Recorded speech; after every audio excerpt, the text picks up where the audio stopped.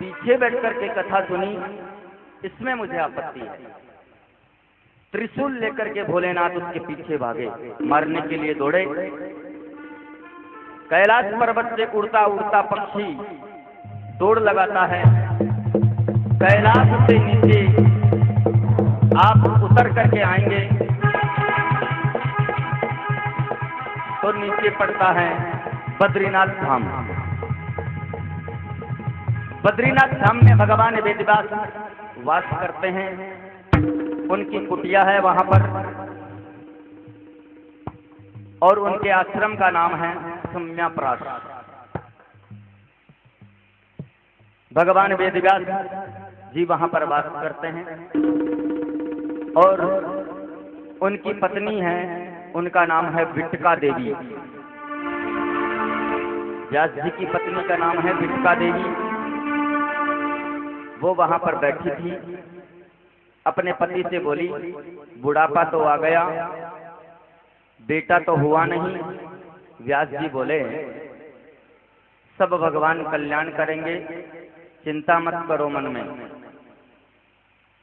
ऐसा व्यास पत्नी सोच रही थी कि उन्हें जोर से उबासी आ गई, और उबासी में आप जानते हैं मुंह चौड़ा हो जाता है, खुल जाता है। तो उड़ता हुआ वो तोते का पक्षी उनके मुंह में से होकर के गर्भ में चला गया। बोलिए श्री सुखदेव जी महाराज की जय। श्री शंकर जी देख करके वहां ढूंढ करके चले गए, नहीं मिला। वहीं आचार्य सुखदेव 12 वर्षों तक मात्र गर्भ में रहे। गर्भ को ही जिन्होंने मंदिर बना दिया। मैं आपको बहुत स्पष्ट में कह दूं, अपने मन पर काबू पाया है आपने, अगर अपने मन पर काबू पाया है आपने, तो आप अपने घर में बैठे ही, अपने फ्लैट में बैठे ही मुक्ति पा सकते हैं। और मन पर यदि काबू नहीं पाया तो मुक्ति नहीं हो सकती। कहने का भाव क्या है कि मन जिसका एकाग्र है, वो अपने कलकत्ता, बंबई, दिल्ली, सांखू फोर्ट, कहीं भी हो, अपने घर में बैठ करके मुक्ति पा सकता है। और मन जिसका चंचल है, वो वृंदावन, काशी, हरिद्वार, स्वर्गाश्रम, ऋषिकेश, बद्रिकाश्रम जाकर भी सुख प्राप्त नहीं कर सकता। सुखदेव स्वामी की इस कथा से शिक्षा मिलती है कि दुनिया जिस गर्भ की बुराई करती है, दुनिया जिस गर्भ को बुरा बताती है, शास्त्र कहते हैं कि गर्भ में जितनी तकलीफ मिलती है उतनी न कभी मिली न कभी मिलेगी। उस गर्भ में आदरणीय सुखदेव ने उस गर्भ को मंदिर बना दिया। 12 वर्षों तक मां के गर्भ में वास किया उन्होंने, लेकिन व्यास पत्नी ने कहा, अजी सुनते हो? व्यास जी बोले, क्या बात है? मेरे गर्भ से वेद मंत्रों का उच्चारण होता है। व्यास जी ने कहा कि जरूर कोई ज्ञानी पुरुष होगा तुम्हारे गर्भ में, ज्ञानी महापुरुष होगा कोई, लेकिन बाहर आने का नाम नहीं लेता। 12 वर्ष हो गए, 12 साल चल रही है।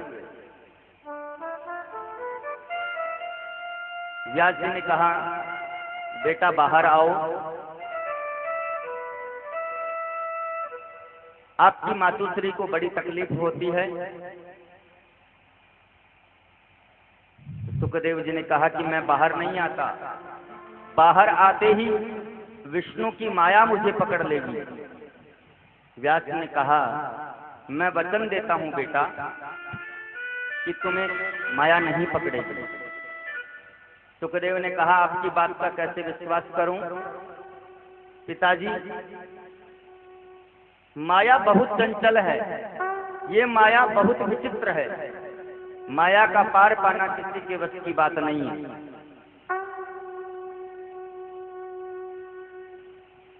यदि मायापति विष्णु आकर के कह दें, यदि गोविंद आकर के कह दें कि तुम्हें मेरी माया नहीं पकड़ेगी, तो मैं आऊंगा। मेरे गोविंद को आना पड़ा। और गोविंद ने कहा, बेटा सुखदेव, तुम पर माया का असर नहीं होगा। 12 वर्ष मात्र गर्भ में वास किया, गर्भ से प्रकट होते ही सीधे वन की ओर चल दिए। जैसे ही वन की ओर जा रहे हैं सुखदेव, उनके पीछे पीछे व्यास जी जा रहे हैं। श्री सूत जी महाराज अपने मंगलाचरण में कह रहे हैं, अपनी स्तुति में कह रहे हैं, यम प्रव्रजन्तमनुपेतमपेतकृत्यं द्वैपायनो विरह कातर आजुहाव पुत्रेति तन्मयतया तरभोभिनेदु संसर्वभूतहृदयं मुनिमानतोऽस्मि।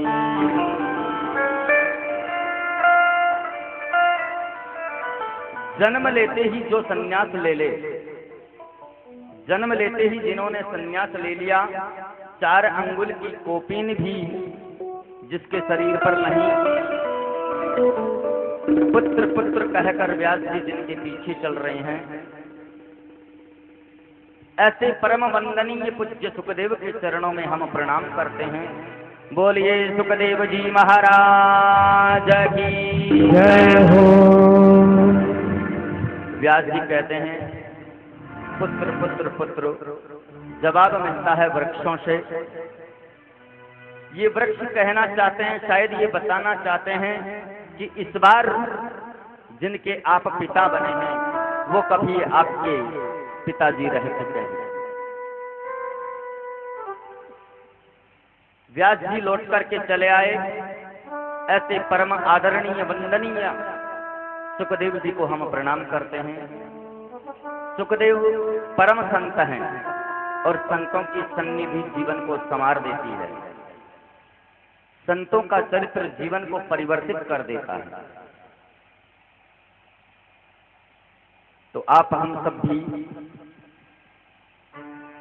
चाहेंगे कि हमें भी कोई ऐसा संत मिले जो हमारे तार, हमारे हृदय के तार प्रभु से जोड़ दे। मेरा तार प्रभु से जोड़े ऐसा कोई संत मिले, मेरा तार प्रभु से जोड़े ऐसा कोई संत मिले। हेलो, प्रभु से जोड़े ऐसा कोई संत मिले, मेरा तार प्रभु से जोड़े ऐसा कोई संत मिले। मेरा तार प्रभु से जोड़े ऐसा कोई संत मिले। ओ मेरा तार प्रभु से जोड़े ऐसा कोई संत मिले।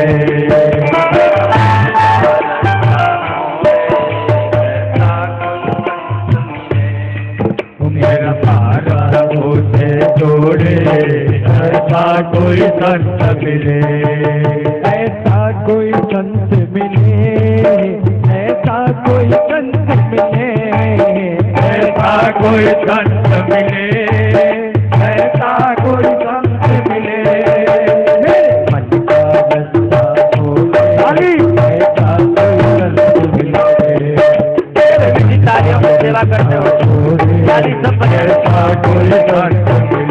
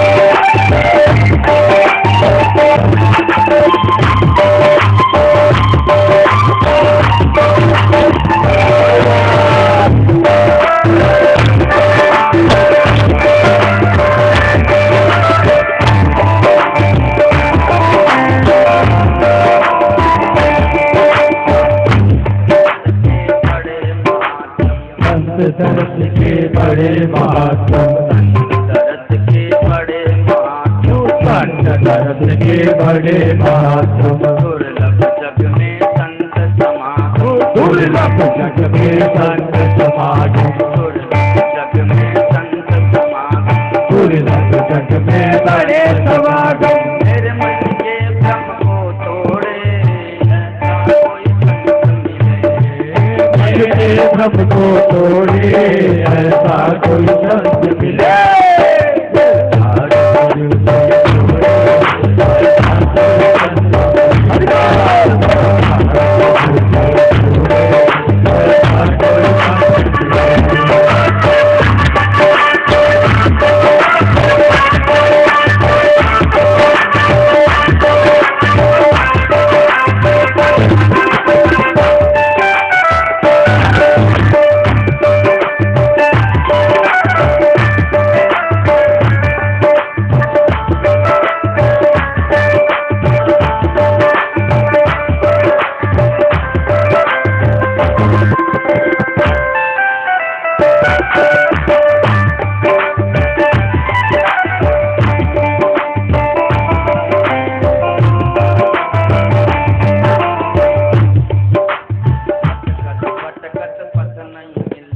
भटकत पथ नहीं मिलता, भटकत पथ नहीं मिलता, भटकत भटकत पथ नहीं मिलता। मन मेरा रोके नहीं रुकता, मन मेरा रोके नहीं रुकता, मन मेरा रोके नहीं रुकता, मन मेरा रोके नहीं रुकता। मेरे मन के रोके थोड़े ऐसा कोई संत मिले, मेरे के मोरे रोके ऐसा कोई संत मिले।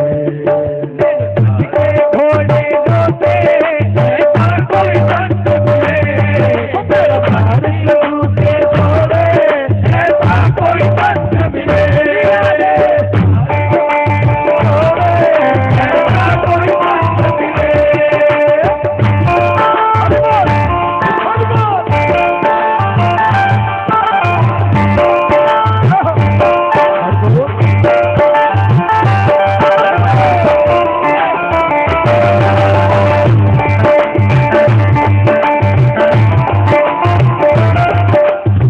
भैया साखू कोट वाले को नाचना नहीं आता है क्या? किसी को भी नहीं आता है? हाँ? कोई नाचना जानता ही नहीं है। ये कृष्ण कथा है। अरे शादी ब्याह में नाचते हो आप लोग, जो सबका मालिक है उसका यहाँ शादी हो रही है, उसका जन्म हो रहा है यहाँ, हाँ? उसकी कथा हो रही है यहाँ। थोड़ा हाथों से पीट तालियों झूमते हुए कहना है। देखिए, जय हो। कहते हैं इंसान की जिंदगी में कभी हंसी कभी खुशी कभी गम होते हैं, और सत्संग में कथा में नाचकर कन्हैया को वही रिझाते हैं जिनके पैरों में दम होते हैं। तो आपके पैरों में दम है तो आज एक बार कन्हैया को नाच के रिझाओ।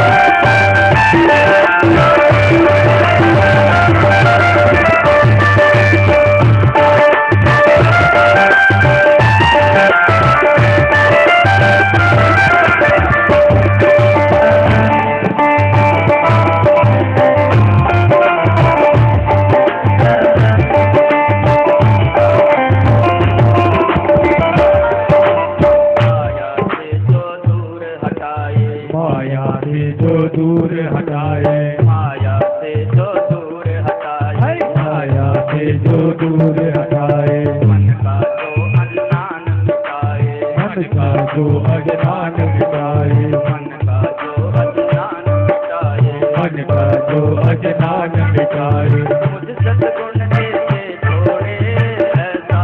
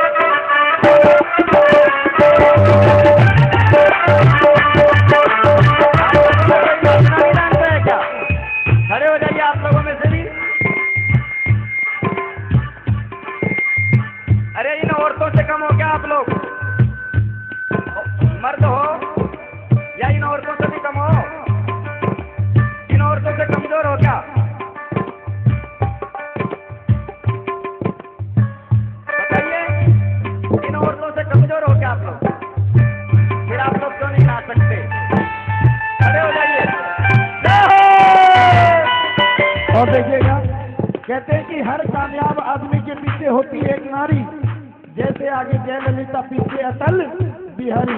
तो जयललिता जी आगे है तो अटल बिहारी भी खड़े हो जाए ना एक बार। हाँ, कन्हैया के दरबार में कैसा संकोच। ये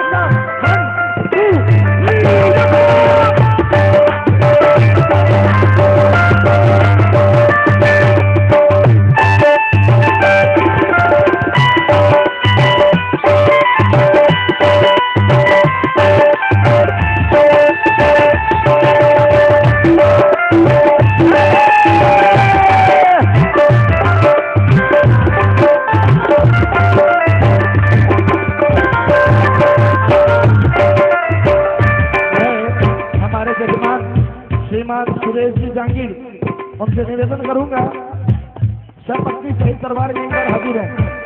श्रीमान सुरेश जी जांगीर अपनी सब अपनी सही दरबार में हाजिर हो। और देखिएगा, कहते हैं कोई लावे बर्फी का डब्बा, कोई खीर की प्याली, और सुरेश जी नाच कर भी जाएंगे कन्हैया को और भक्त बजाएंगे ताली बजाएंगे।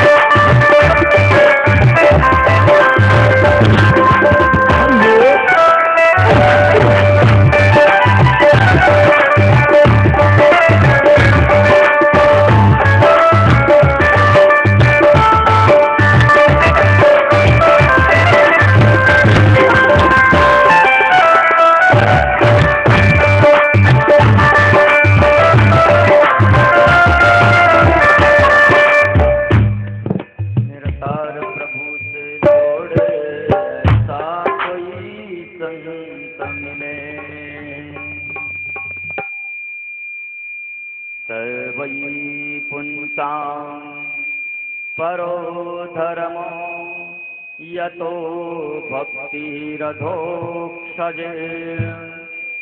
अहैतुक्य प्रतिहता ययात्मा संप्रसीदति।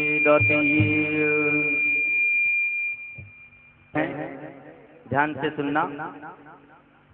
पहला प्रश्न उन्होंने किया था कि मानव के लिए परम धर्म क्या है। ये पहला प्रश्न था। सूत जी कहते हैं कि मनुष्य के लिए सर्वोत्तम धर्म है श्री कृष्ण के चरणों में प्रीति होना, कन्हैया के चरणों में प्रीति होना। लेकिन कन्हैया के चरणों में जो प्रेम है वो निष्काम होना चाहिए। निष्काम प्रेम ही सर्वोत्तम धर्म है। आप बहुत गौर से सुने, एकाग्रचित्त होकर के। बहुत सुंदर बात है। वास्तव में निष्काम धर्म से ऊंचा कोई धर्म नहीं है। भक्तों, हम लोग मंदिर जाते हैं तो जब मंदिर में जाएं तो बदले में कुछ लेने की चाह ना हो कि भगवान हमें ये दे दो, ये दे दो। बल्कि इसलिए जाना चाहिए मंदिर में कि मंदिर जाना हमारा परम धर्म है।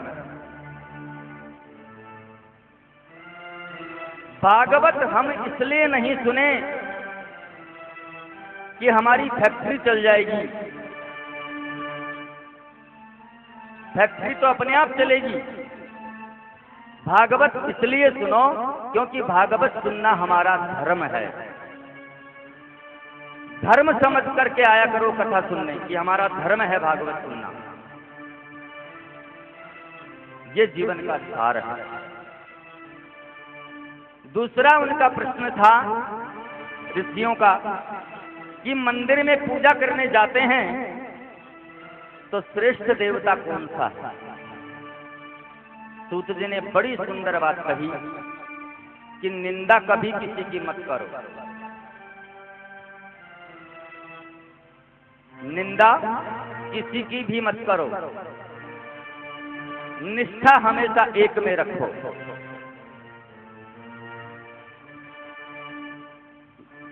यथा तरोरमूलम निषेचने न तृप्यन्ति तत्स्कन्धभुजोपशाखा।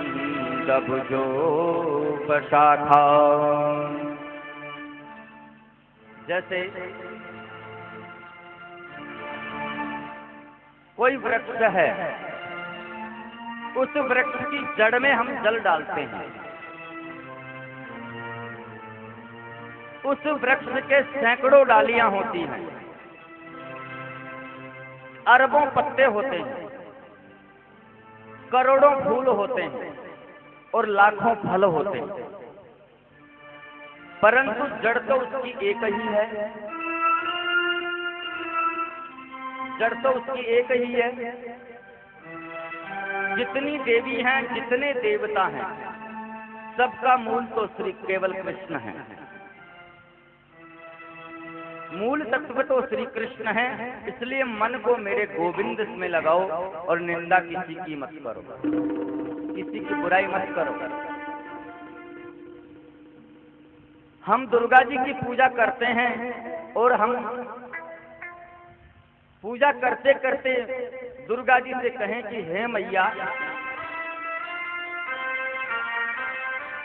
हमारी निष्ठात्मक प्रीति श्री कृष्ण से जुड़ी रहे, हमारी प्रीति श्री कृष्ण के चरणों से बंधी रहे। शंकर जी को जल चढ़ाते समय, आराधना करते समय कहो कि गोविंद के चरणों में हमारा प्रेम बढ़े। एक साधे सब सधे, सब साधे सब जायो, अनन्या चिंतयन्तो मां ये जना पर्युपासते तेषां नित्याभियुक्तानां योगक्षेमं वहाम्यहम्। अनन्यता से गोविंद का चिंतन करो। जिसकी दृष्टि में एक केवल मेरा श्री कृष्ण गोविंद है, उसकी दृष्टि महान बन जाएगी। जो आपके सामने आवे उसमें आपको गोविंद ही गोविंद नजर आवे। एक दृष्टि से सबको देखे। शिव जी में भी श्री कृष्ण को, दुर्गा जी में भी श्री कृष्ण को।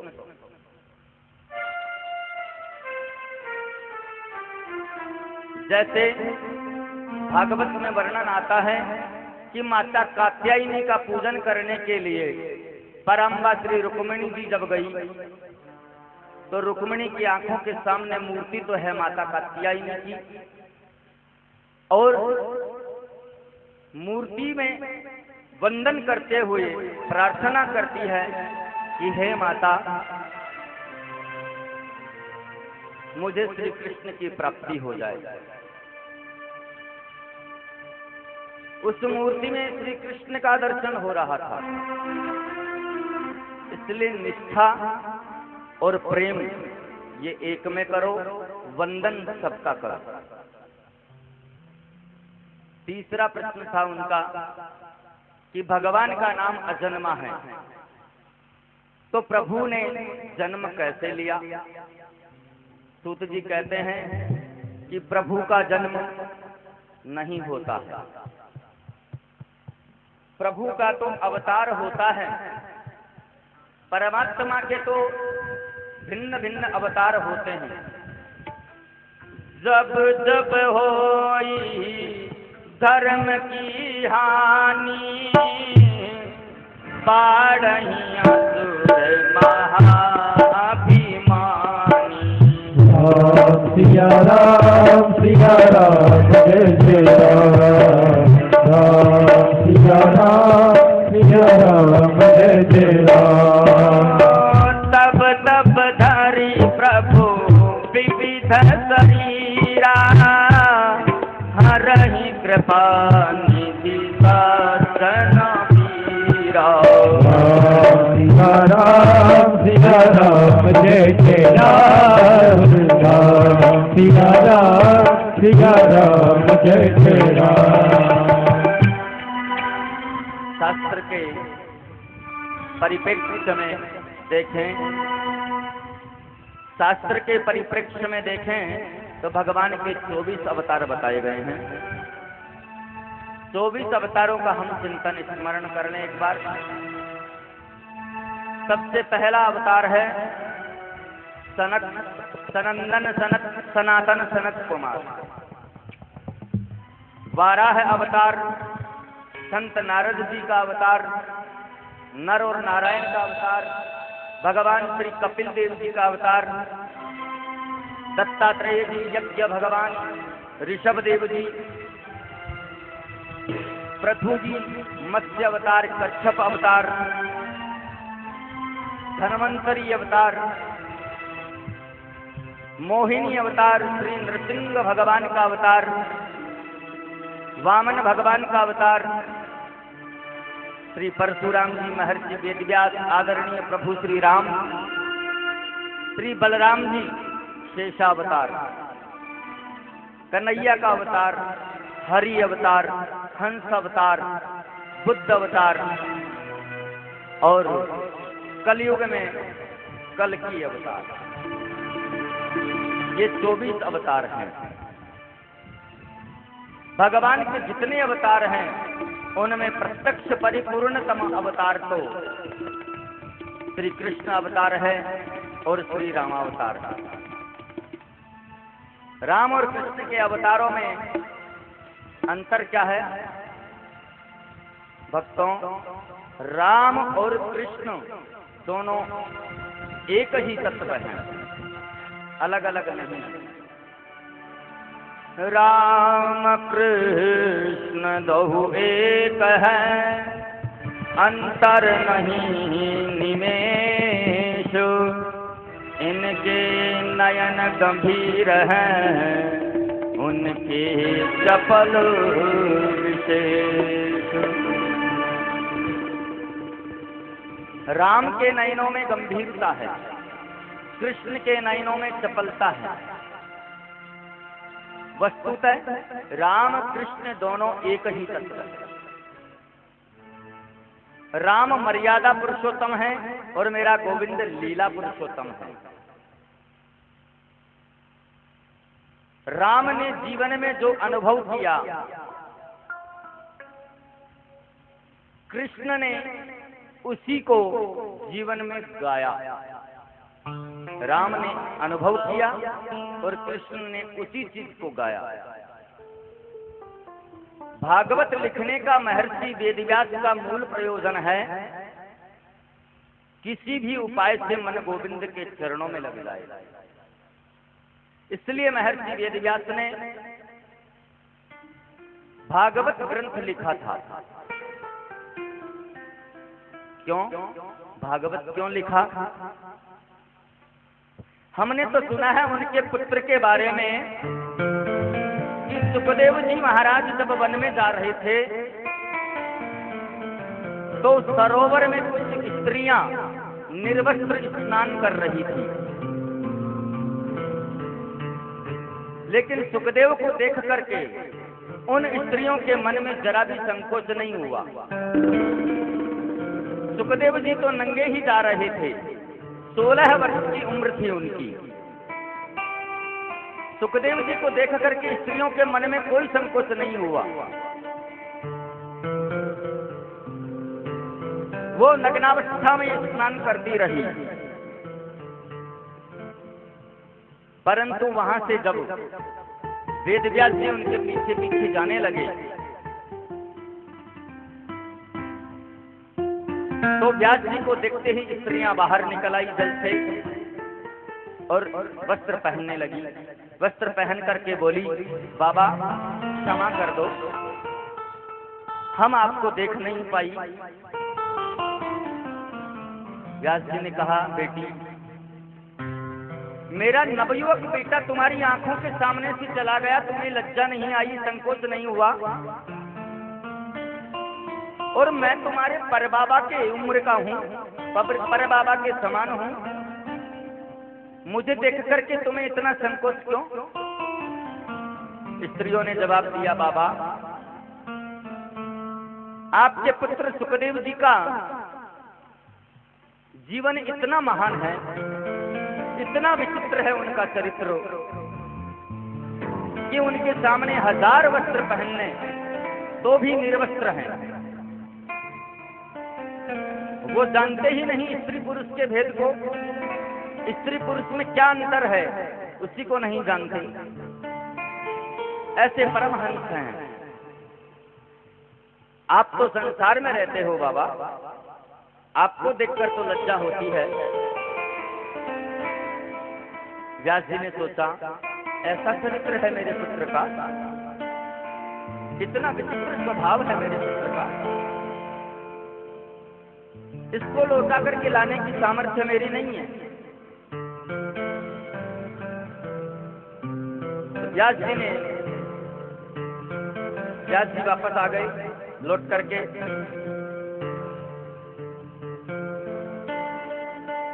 तो सुखदेव ने लौटकर वापस लौट करके व्यास जी से भागवत कब पढ़ी, व्यास ने भागवत को क्यों लिखा, ये किसके पुत्र हैं?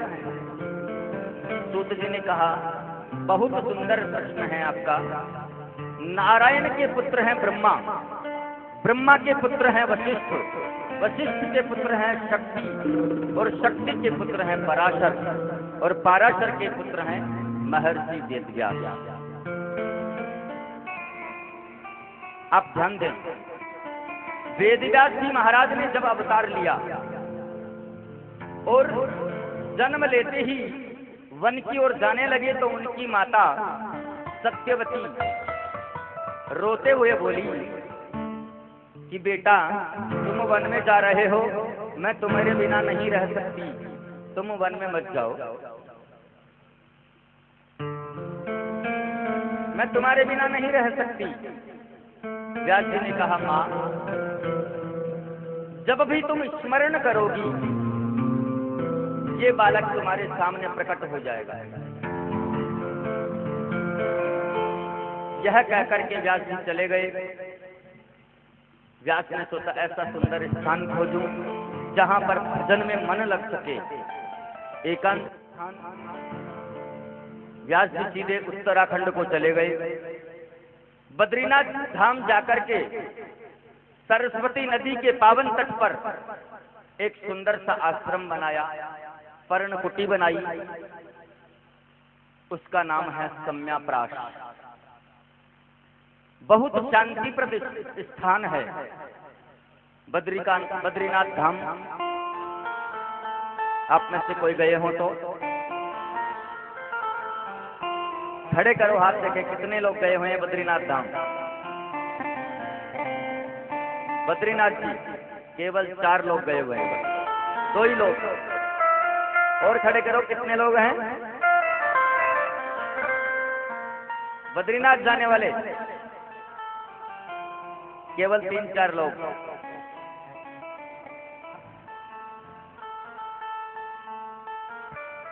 वहां पर स्वर्ग दर्शन होता है। महर्षि वेदव्यास का तो वहां पर पावन आश्रम है।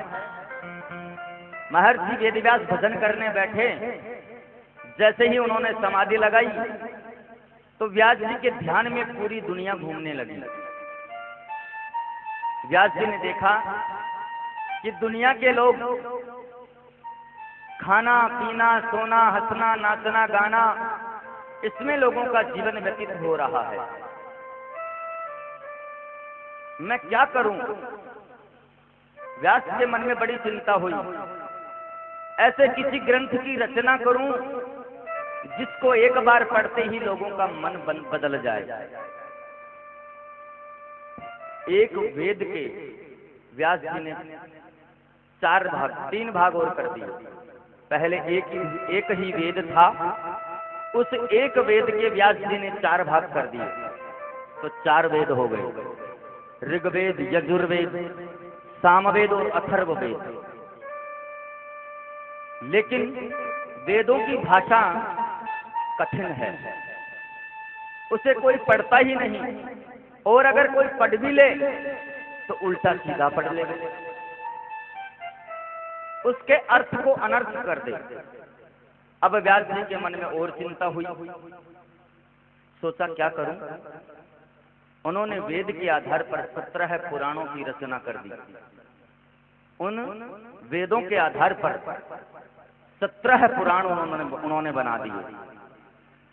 उसमें विष्णु पुराण सबसे श्रेष्ठ है, लेकिन फिर भी उनके मन में संतोष नहीं हुआ। क्योंकि एक बात कहूं, कथा कहते समय अगर मुझे आनंद नहीं आ रहा तो गारंटी के साथ कहता हूं कि आपको आनंद नहीं आ सकता। लेकिन जब मुझे आनंद आ रहा है तो आपको भी आनंद आना चाहिए।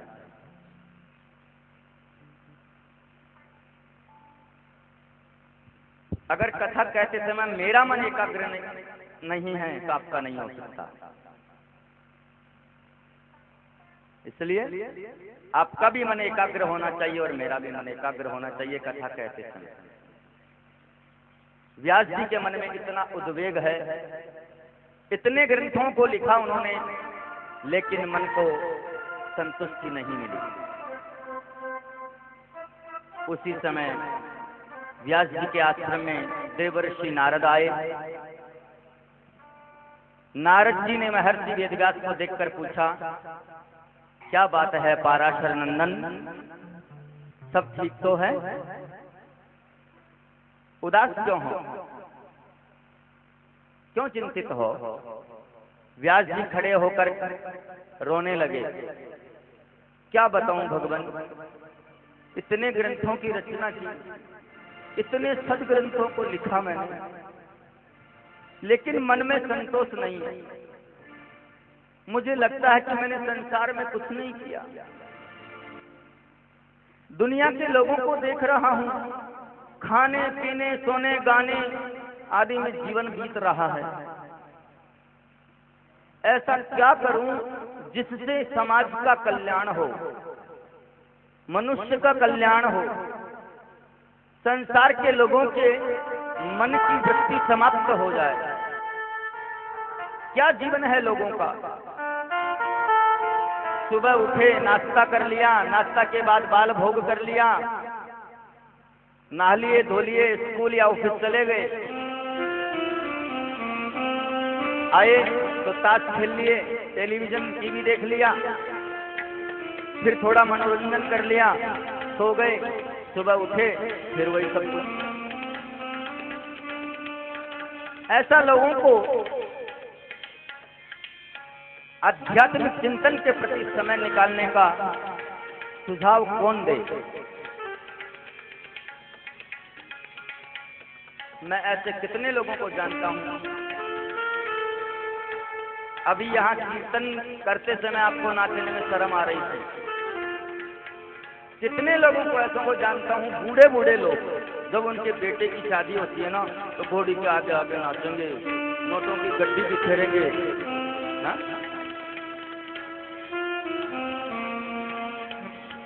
सोचते हैं कि बेटे की शादी है, नाचो खूब। और अगर गलती से वही लोग यहाँ आकर के कथा में बैठ जाएं तो उनको कीर्तन में ताली बजाने में शर्म आती है कि पड़ोसी क्या कहेगा। कीर्तन बोलने में शर्म आती है। ऐसी दुष्प्रवृत्ति लोगों की क्यों बन गई? शास्त्र कहते हैं परमात्मा के कीर्तन में जो नाच लिया, ध्यान दीजिएगा, परमात्मा के कीर्तन में जो नाच लिया, भगवान के कीर्तन में जो नाच लिया, वो 84 लाख योनियों में कभी नाचता नहीं है। और जो बेटे की शादी में नाचता है बैंड बाजों के घोड़ी के सामने, उसे 84 लाख योनियों में नाचने से कोई रोक नहीं सकता। वो 84 लाख योनियों में नाचता रह जाएगा।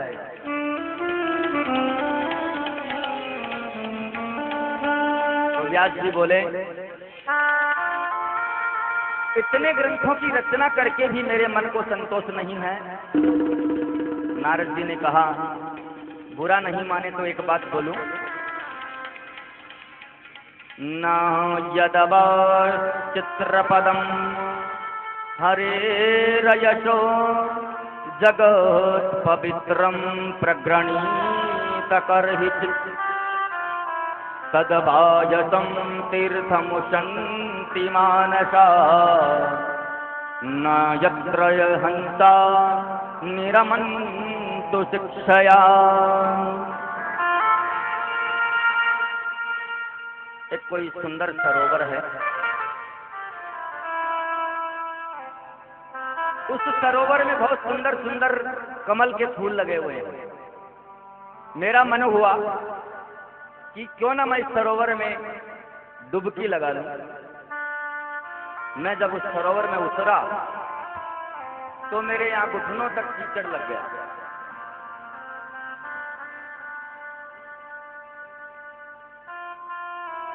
तो ऐसे सरोवर में हंस कभी प्रवेश नहीं करता जिसमें कीचड़ होता है।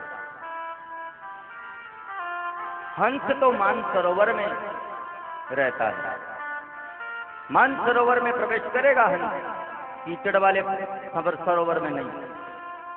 आप विचार करो, कीचड़ भरे हुए सरोवर में कौवा स्नान कर सकता है, परंतु जिस हंस को मानसरोवर में रहने की आदत है, मोती चुगने की आदत है, वो कभी कीचड़ के सरोवर में नहीं रहता है। व्यास जी ने कहा, आप क्या कहना चाहते हैं? मेरी समझ में नहीं आया प्रभु। नारद जी से कह रहे हैं, नारद जी से कह रहे हैं कि मेरी समझ में नहीं आया, आप क्या कहना चाहते हैं? नारद जी ने कहा, बहुत सीधी सी बात है। आपने ग्रंथों की रचना की, संसार के कार्यों में फंसे रहने वाले जो लोग हैं उनके लिए वो ग्रंथ सब अच्छे हैं, पर हंसों के समान राम कृष्ण के जो परम भक्त हैं उनके लिए जब तक भागवत की रचना नहीं करोगे आपके मन में संतोष नहीं हो सकता। भागवत को वैष्णव जन पढ़ते हैं, भक्तजन पढ़ते हैं, भक्तजन सुनते हैं भागवत की कथा, शुद्ध सात्विक शाकाहारी भोजन करते हैं, उसको लिखे बिना तुम्हारे मन में संतोष नहीं हो सकता। व्यास जी बोले मैं क्या करूं, मेरी समझ में नहीं आता, बुढ़ापा आ गया, कितना करूं, अब मैं कुछ नहीं कर सकता। नारद ने कहा मन को निराश मत करो, मेरे पिता ब्रह्मा जी को नारायण भगवान ने भागवत जी का दान दिया था। 4 मंत्रों की भागवत नारायण ने मेरे पिताजी के कान में कही और मेरे पिता ब्रह्मा ने कृपा करके भागवत मुझे प्रदान की। वही भागवत मैं आपको देता हूं। उसमें 4 मंत्र हैं। 4 मंत्रों को आप विस्तार से लिखो, उनकी व्याख्या करो, उसको संसार के लोगों को पढ़ने से संतोष मिलेगा, उन सबका कल्याण हो जाएगा। व्यास जी बोले बुढ़ापा आ गया, अब मेरे बस की बात नहीं है। नारद जी ने कहा संतों के चरणों का आश्रय ले लो तो कोई बड़ी बात नहीं है। एक व्यक्ति ने प्रश्न किया हमसे कि महाराज संत कृपा बड़ी है या भगवत कृपा बड़ी है? एक व्यक्ति ने पूछा कि महाराज जी संत कृपा बड़ी है या भगवत कृपा बड़ी है, या दोनों में अंतर क्या है? मैंने कहा संत कृपा भगवान की कृपा से भी ऊंची है, क्योंकि संत की कृपा जब हो जाती है तो भगवान आपके पीछे पीछे डोलता है। गुरु गोविंद दो खड़े काके लागू पायो, बलिहारी गुरुदेव की जो गोविंद दियो बता। संत की जब कृपा हो जाती है तो भगवान आपके पीछे पीछे डोलता है। गोविंद से मिलाने की सामर्थ्य गुरुदेव में है, ऐसा स्वरूप है। गोविंद आपके पीछे पीछे डोलेगा गुरुदेव की कृपा से, तो परमात्मा की कृपा से, संत कृपा से, संत कृपा ऊंची है। भगवान की कृपा से भी ऊंची संतों की कृपा है। देखिए श्रोता और वक्ता के मानसिक संबंध जुड़ जाएं, श्रोता और वक्ता दोनों के मानसिक संबंध जब जुड़ जाएं तो कथा और भी प्रभावी हो जाती है। फिर कथा जीवन में परिवर्तन लाती है और यही श्रोता के लक्षण भी कहे गए हैं। कथा तो साक्षात ज्ञान यज्ञ है। नारद जी ने कहा संत कृपा परमात्मा की कृपा से ऊंची है, इसका मैं प्रमाण हूं। नारद जी कह रहे हैं कि मैं इसका प्रमाण हूं। मैं पूर्व जन्म में एक दासी पुत्र था, नितांत दासी थी मेरी माँ। मेरे जन्म होते ही पिताजी मर गए, मैंने अपने पिता का दर्शन नहीं किया। बेचारी मेरी वृद्धा माँ क्या करती, मुझे गोद में लेकर सदगृहस्थ ऋषियों के आश्रम में चली गई और गृहस्थ संतों से बोली बाबा मैं एक विधवा नारी हूं, ये छोटा सा मेरा एक बालक है, मुझे गाय दूहना आता है, भोजन बनाना आता है, झाड़ू लगाना आता है, दूध निकालना आता है, ऐसी मैं आपकी सेवा कर दूंगी और दो समय का महाप्रसाद मैं पालूंगी। संतों ने कहा कि आश्रम में अंदर चली जाओ हमारी पत्नियों के पास। जब वो उनकी पत्नियों के पास में गई मैया, तो उन्होंने कहा हाँ हाँ आओ अंदर आ जाओ।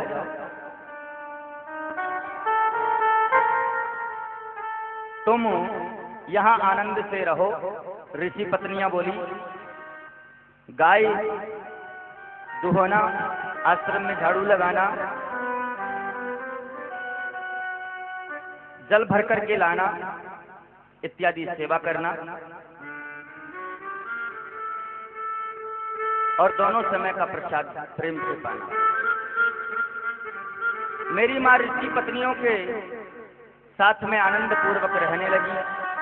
नारद जी ने कहा, संतों के यहाँ तो प्रातः 4 बजे से लेकर रात्रि 10 बजे तक केवल सत्संग चलता है।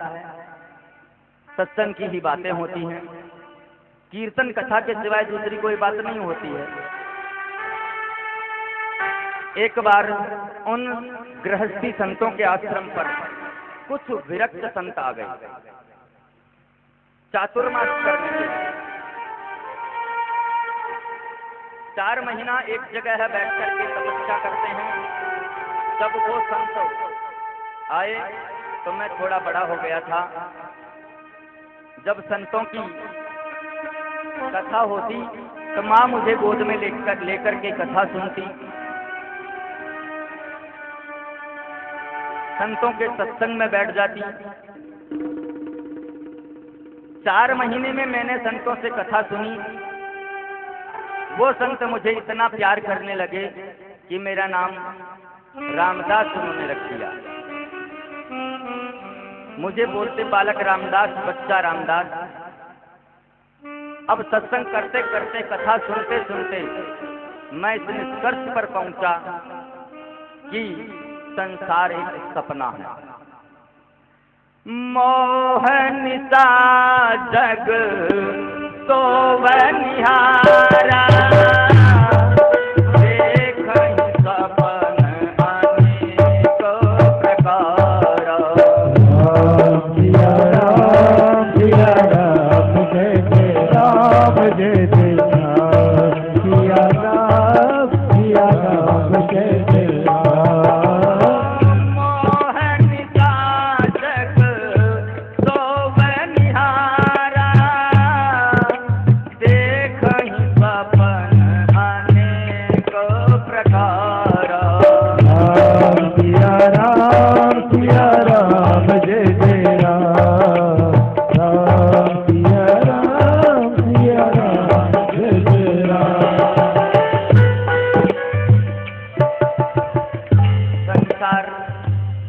संसार केवल एक सपना है, कोई किसी का नहीं होता। जब मुझे पता चला कि 10 दिन बाद यहाँ से चातुर्मास करके संत लोग जाने वाले हैं,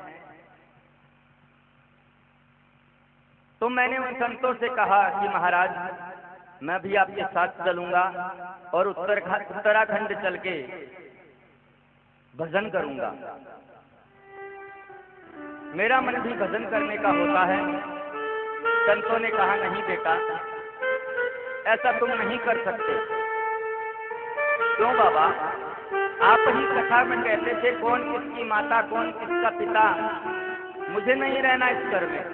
महात्मा बोले ये तो गड़बड़ हो गया। मेरी माँ को जब पता चली कि मेरा बेटा इनके संग जाने वाला है, तो रात को आई जहां पर सब संत तपस्या में बैठे थे। उनके चरणों में गिरकर बोली, मेरे बेटे को लेकर के मत जाना महाराज, आजकल बहकी बहकी बातें करता है। मेरे बेटे को लेकर के मत जाना, मुझे इसकी बड़ी चिंता रहती है। आजकल मुझसे ज्यादा वार्ता भी नहीं करता है। अब माँ इसलिए रोती है कि मेरे बेटे को लेकर के मत जाना, और बेटा इसलिए रोता है कि मुझे छोड़ करके मत जाना। संतों ने कहा, बेटा नारद नहीं था उस समय नाम, रामदास, कि बेटा रामदास, तुमने हमारी कथा सुनी? कि जी हाँ सुनी। तो कथा का निष्कर्ष क्या है, क्या समझा तुमने? मातृदेवो भव, पितृदेवो भव, आचार्य देवो भव। माँ को देवी मानो, पिता तुम्हारे हैं नहीं। वृद्धा माता तुम्हारी कहाँ जाएगी? वृद्ध शरीर में उसकी सेवा करो, क्योंकि माँ की सेवा परमात्मा की सेवा से ऊंची है। वेदांत का पहला सूत्र है, माँ को देवी मानो। दूसरा नंबर पिताजी का है, गुरुजी तीसरे नंबर पर आते हैं। इसलिए जब तक माँ है उनकी सेवा करो। जब माँ का शरीर नहीं रहे तो चले आना उत्तराखंड और करना प्रेम से भजन।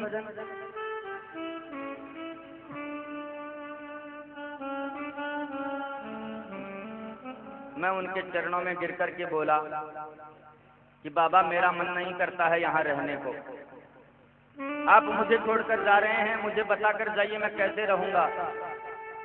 तो उन संतों ने मिलकर मुझे एक मंत्र दिया, नमो भगवते तुभ्यं वासुदेवाय धीमहि। कौन सा मंत्र दिया? ओम नमो भगवते वासुदेवाय